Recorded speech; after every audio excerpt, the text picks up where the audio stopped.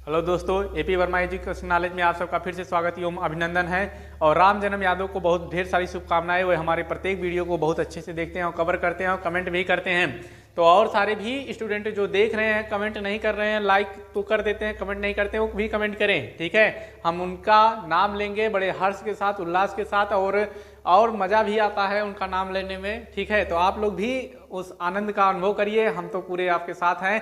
तो दोस्तों, कक्षा 10 की जो टॉपिक था, अभी बोले थे कि जस्ट अभी मैं थोड़ी देर में ही शुरू करता हूं, तुरंत शुरू किया गया है इस टॉपिक को, जिसका प्यारा सा टॉपिक है, यहाँ पे अच्छा सा टॉपिक है। इससे क्वेश्चन जो है बोर्ड एग्जाम में आते हैं, ठीक है। पिछले वाले टॉपिक से भी आते थे, थोड़ा सा लेंदी था, ठीक है, और लेकिन समझने वाली टॉपिक थी। एक बार समझ के जो है मेमोराइज कर लेंगे तो आपका काम हो जाएगा। वो जो है केमिस्ट्री है, केमिस्ट्री जो है आपको थोड़ा सा लिख प्रैक्टिस करना पड़ता है ना, तो फिर यहाँ ठीक है। तो यहाँ पे जो है पीएच पैमाना है या पीएच स्केल है। तो यूपी बोर्ड के बच्चों ध्यान रहना चाहिए आपको, या जो है हिंदी मीडियम के बच्चे, आप सब श्रेष्ठ और पावर वन मैन हैं, ठीक है। जो हमारी मातृभाषा है, आप उससे बिलोंग करते हैं, और बिलोंग करने के साथ साथ आप जो है अच्छे हैं, और अच्छों में अच्छा है कि आप जो है चैनल पे बने हुए हैं और जो है अपना काम जो है ईमानदारी के साथ कर रहे हैं। तो यहाँ पर हमारा पीएच पैमाना दिया गया है, पीएच स्केल जिसे हम कहते हैं। पीएच पैमाना एक अच्छा सा टॉपिक है। ये एक प्रकार का पैमाना मतलब मापना होता है, किसी को देखना होता है कि हमारा कितना है। जैसे हम किसी चीज़ को मापते हैं तो हम सेंटीमीटर या फुट में या लीटर में नापते हैं, तो ऐसे यहाँ पर एक ये पैमाना है, ये मापने वाला चीज़ है, जिसमें हम अम्ल और क्षार को मापेंगे कैसा क्या है हमारा, ठीक है।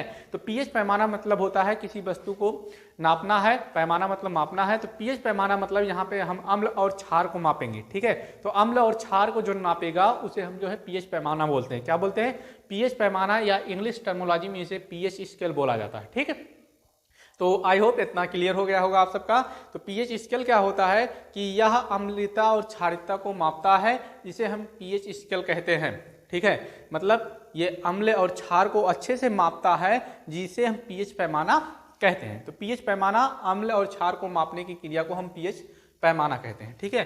तो पीएच पैमाना को ऐसे हम कुछ बना लेते हैं यहाँ पे कि अम्ल और क्षार को हम कैसे नापेंगे। यहाँ पे हम कुछ बना ले रहे हैं, ठीक। तो यहाँ पे हमारा बन गया। तो दोस्तों, आप अच्छे हैं, चैनल को सब्सक्राइब कराइए, ठीक है। इतना छोटा सा काम तो आप सबके लिए जो है आजकल के डिजिटल समय में तो बहुत छोटा सा काम है। उंगली से फटाफट से काम कर दीजिए। आपके जो काम करते ही, चुटकी बजाते ही आप जो है अच्छे और बेहतरीन हैं, ठीक है। इसके आपको कहने की कोई ज़रूरत नहीं है, और आप नोट भी कर रहे हैं, ये हमें पूरी उम्मीद है। और हमारे जो स्टूडेंट हमसे क्लास ले चुके हैं वो रिवीजन भी करते हैं इसी से, और ये बहुत अच्छी बात है कि वो रिवीजन करते हैं और उनका कॉन्सेप्ट क्लियर भी और अच्छे से होता चला जा रहा है।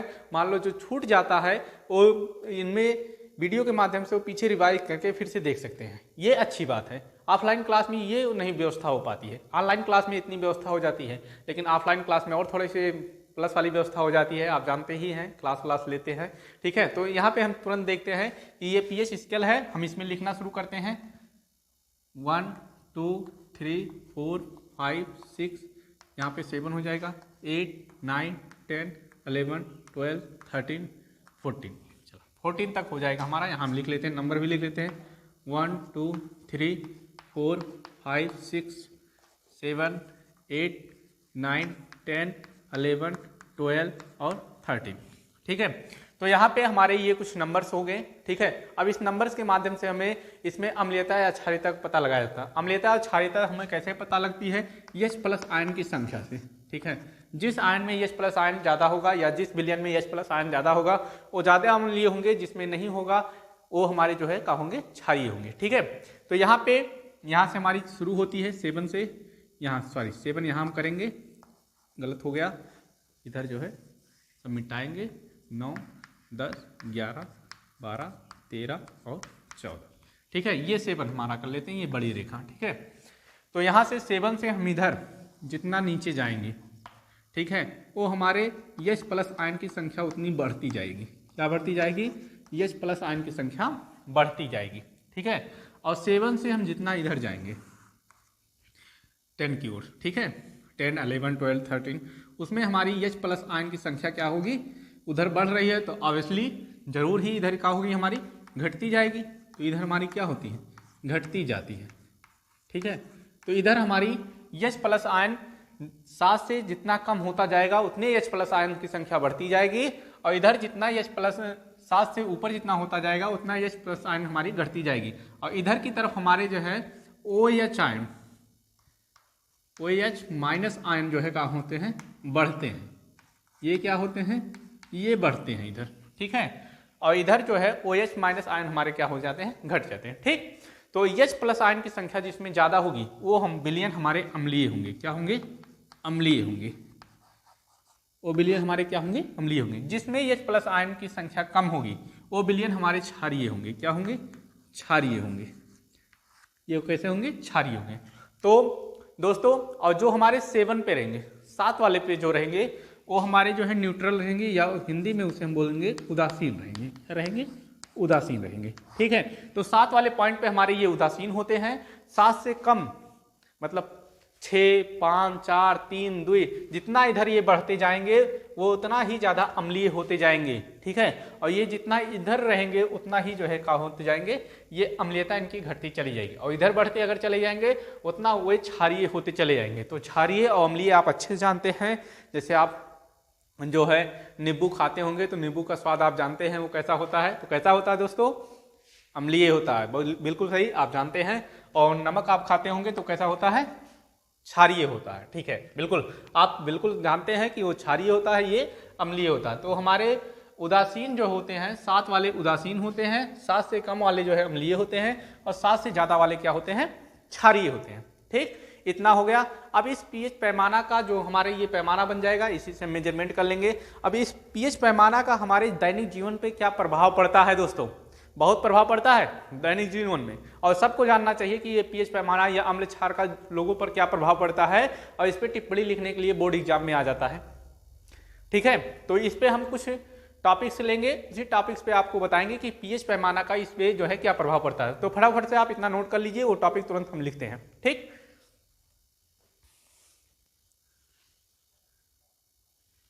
ठीक है दोस्तों, इतना फटाफट से आप नोट कर लीजिए। हम टॉपिक को कवर करते हैं, आपका समय बहुत लॉस नहीं करना है हमें, ठीक है। तो ये सारे काम आपके माध्यम से हमें करा देना है इसी समय, और आप पीएच के भी महारत हासिल कर ले, और जो है आप सबसे अच्छे हो जाएं, सबसे तेज हो जाएं, ठीक है, और आपको ज्ञान अच्छे से मिल जाए। और इसके साथ साथ हमें जो है हमारे देश के जो है नवयुवा जो है शिक्षित हो जाए, भ्रमित ना रहें, ठीक है। उन्हें जहाँ भी जाना हो अपने अच्छा काम करें, ठीक है। तो हम यहाँ पे टॉपिक ले लेते हैं, कौन कौन सा टॉपिक है हम देख लेते हैं कि हमारा जो है बोर्ड एग्जाम से रिलेटेड कौन है। तो इस पे पहला टॉपिक इसमें बता रहा है कि पौधों एवं पशुओं पर पीएच के प्रति संवेदनशील होते हैं। इसमें हमारा पहला टॉपिक हो गया कि हमारे पौधे और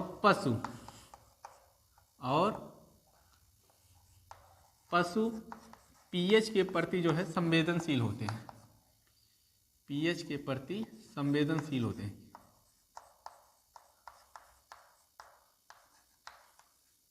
संवेदनशील होते हैं। थोड़ा सा ऑटोमेटिक बनाइएगा जिससे नंबर कहीं पे आपका कटने न पाए, ठीक है। तो संवेदनशील होते हैं। दूसरा टॉपिक इसमें होता है, दूसरा टॉपिक कवर करते हैं हम फटाक से कि इसमें हमारे पाचन तंत्र का पीएच, हमारे पाचन तंत्र का पीएच, हमारे पाचन तंत्र का पीएच, ठीक है। और पीएच परिवर्तन के कारण दंत क्षय, पीएच परिवर्तन के कारण, अभी हम सारे टॉपिक लिख लेते हैं फिर इसके बाद में इसके बारे में डिस्कशन करते हैं। पीएच परिवर्तन के कारण दंत क्षय, दंत क्षय। और लास्ट टॉपिक इसका है पशुओं एवं पौधों द्वारा उत्पन्न रसायनों में आत्मरक्षा, पशुओं और पौधों द्वारा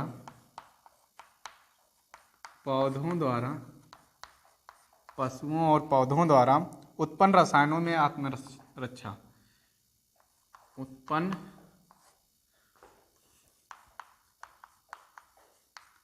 रसायनों में आत्मरक्षा,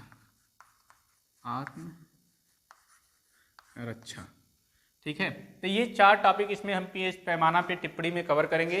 ठीक है, कि पौधे और पशुओं के परिवर्तन के प्रति संवेदनशील होते हैं, पीएच के प्रति संवेदनशील होते हैं।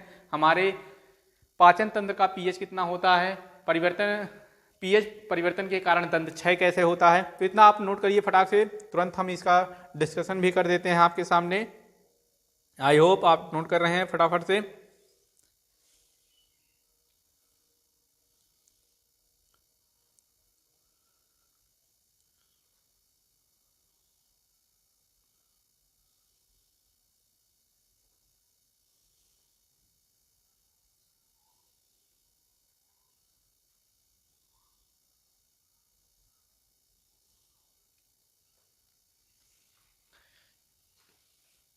ठीक है दोस्तों, यहाँ पे हम देख लेते हैं पौधों और पशुओं के प्रति पीएच के प्रति संवेदनशील। ठीक है, तो पौधे या पशु जो होते हैं, हमारा पीएच जो होता है 7 से मतलब उदासीन से लेकर 7.8 क्षारीय तक जो है सबसे अच्छा संवेदनशील होता है। इससे में हमारा पीएच मान जो है हमारा शरीर सबसे अच्छा जो है काम करता है।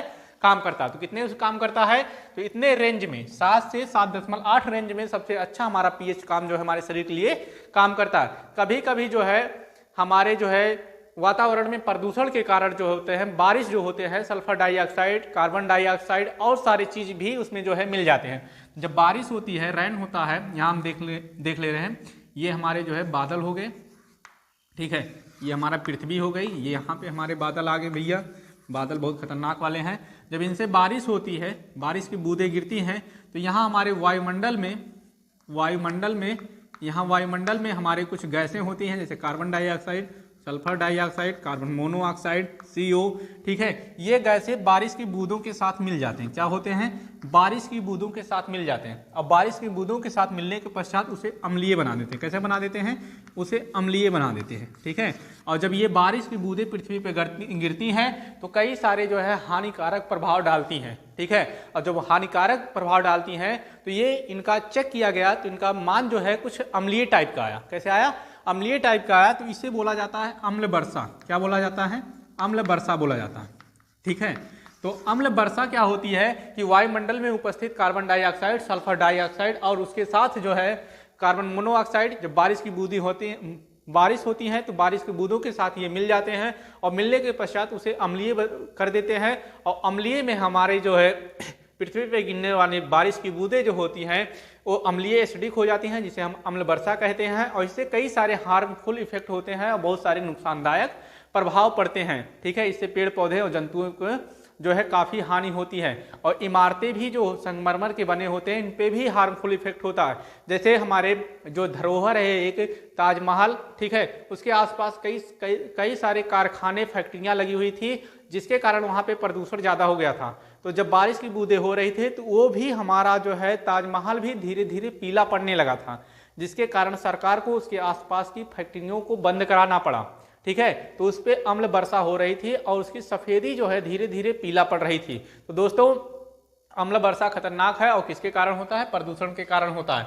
अगला हम देखते हैं हमारे पाचन तंत्र का पीएच। ठीक है, तो हमारे पाचन तंत्र का पीएच जो होता है वो जो है एसिडिक होता, अम्लीय होता। क्यों होता है, क्योंकि हमारे अमाशय में जो है, ठीक है, या पेट में जो है हाइड्रोक्लोरिक अम्ल बनता है, जो भोजन के साथ मिलकर इसे क्या कर देता है, अम्लीय कर देता। जब अम्ल की मात्रा ज़्यादा बढ़ जाती है तो कुछ दवाइयों के माध्यम से उसे जो है हम क्षार खा के उसे एसिडिक कर देते हैं, उसका काम खत्म करते हैं। ठीक है, अब पीएच परिवर्तन के कारण दंत क्षय, हमारे मुख में जो है अम्ल बनता है, लार बनते हैं और लार भी अम्लीय ही होते हैं। और अम्ल के बढ़ने के कारण धीरे धीरे दांत जो होती है, दांत की जो ऊपरी परत होती है, ये जैसे दांत हो गया, आप देख रहे हैं कि दांत सफ़ेद सा थोड़ा सा पीले कलर का होता है। तो ये दांत की जो सफ़ेदी होती है, जो इनेमल नाम के पदार्थ से बना होता है, इनेमल जो सबसे कठोर पदार्थ होता है, ठीक है, ये भी धीरे धीरे पीला पड़ने लगता है। कैसे पड़ने लगता है, पीला पड़ने लगता है। तो इसके लिए जो है हम जो है ऐसा टूथपेस्ट यूज करेंगे, दंतमंजन यूज करेंगे, जो दंतमंजन हमारा क्षारीय होता है, थोड़ा सा क्या होता है, क्षारीय होता है, जो इसके साथ मिलकर उसे न्यूट्रल कर दे, उदासीन कर दे और हमारे दांत जो है क्या रहें, सेव रहें। तो इसका हमारा दंत क्षय पर जो है पीएच मान का बहुत असर पड़ता है। ठीक है, पशुओं और पौधों द्वारा उत्पन्न रसायनों के आत्मरक्षा। ठीक है, तो यहाँ पे पशुओं और पौधों के द्वारा भी कई प्रकार के पीएच मान जो है उत्पन्न करते हैं और इनके लिए भी जो है आत्मरक्षा में वो रासायनिक पदार्थों से पीएच से बचना है और उस पीएच मान में 7.8 से 7 के बीच में वो रहेंगे तो वो जो है सेफ रहेंगे, नहीं तो उनके लिए भी दिक्कत रहेगी। ठीक है, अब पीएच मान का एक टॉपिक और हम देख लेते हैं इसी में। आज किसान दिवस है, आज का जो है दिन 23 दिसंबर है और इस दिन को जो है किसान दिवस के दिन से भी जो है संबोधित किया जाता है। तो किसान दिवस के दिन हम देख लेते हैं कि मिट्टी का पीएच कैसा होता है। ठीक है, पीएच मान जो है किसका, मिट्टी का। तो मिट्टी का पीएच, ठीक है, तो मिट्टी का पीएच अम्लीय या क्षारीय हो सकता है। ठीक है, तो अम्लीय भी हो सकता है, क्षारीय भी हो सकता है। तो हमारे किसान भाइयों, हमारे पिताजी, ठीक है, या दादाजी या जो भी होते हैं, ठीक है, सब लोग अन्न ही खाते हैं, अनाज ही खाते हैं। तो वो देखते हैं खेतों में कि किसकी मात्रा ज़्यादा हुई, उसी हिसाब से उसमें रसायन मिलाते हैं। अगर अम्लीयता ज़्यादा है तो क्षार वाले रसायन मिलाएंगे, अगर क्षारीयता ज़्यादा है तो अम्ल वाले रसायन मिला के उसे न्यूट्रल करते हैं जिससे फसल की उपज जो है अच्छी हो सके। तो दोस्तों आपका ये पीएच वाला जो है टॉपिक पूरा कवर हुआ और आप अच्छे से एक एक चीज़ कॉपी में नोट करते रहिए। हमारी ये लैंग्वेज ही आपका जो है नोट्स बन जाएगा और जो है बोर्ड एग्जाम में आपका कोई भी फेल नहीं कर सकता, एक एक नंबर आपको हर एक स्थान से प्राप्त होंगे। तो धन्यवाद दोस्तों। इसमें एक दो टॉपिक और बच रहे हैं जो हमारे बनाने वाले हैं। ठीक है, जैसे हमारे जो है उपयोग कौन से होते हैं, ठीक है, उन सारे जो है टॉपिकों को हम इस वीडियो के लास्ट तक जो है जरूर कवर करेंगे। कोई भी टॉपिक आपको छोड़ा नहीं जाएगा। ठीक है, जैसे प्लास्टर ऑफ पेरिस हो गया, ठीक है, या धावन सोडा हो गया, या जो है खाने वाला सोडा हो गया, इनके रासायनिक गुण कैसे होते हैं, इन्हें कैसे बनाया जाता है, ये सारे टॉपिक जो है आपके क्लियर कर दिए जाएंगे एक दो वीडियो के माध्यम से। और आप बने हुए हैं, इतने अच्छे हैं, आप जो है चैनल को सब्सक्राइब कर रहे हैं और लाइक भी कर रहे हैं, ये आपके लिए सब श्रेष्ठ है। आप श्रेष्ठता का काम कर रहे हैं और एजुकेशन को बढ़ाइए। शिक्षा जो है, पहले भारत जो है विश्व गुरु था, अब ये विश्व गुरु क्यों नहीं हो रहा, ये अपने नॉलेज को बीच में जो है ट्रांसफर नहीं कर पाया। कई सारे लोग इस पे राज किए, लेकिन आप लोग ऐसा नहीं करेंगे। आप लोग फ्री हैं, स्वतंत्र है, आप सब कुछ करेंगे और विश्व गुरु का स्थान फिर से भारत को आप देंगे। धन्यवाद।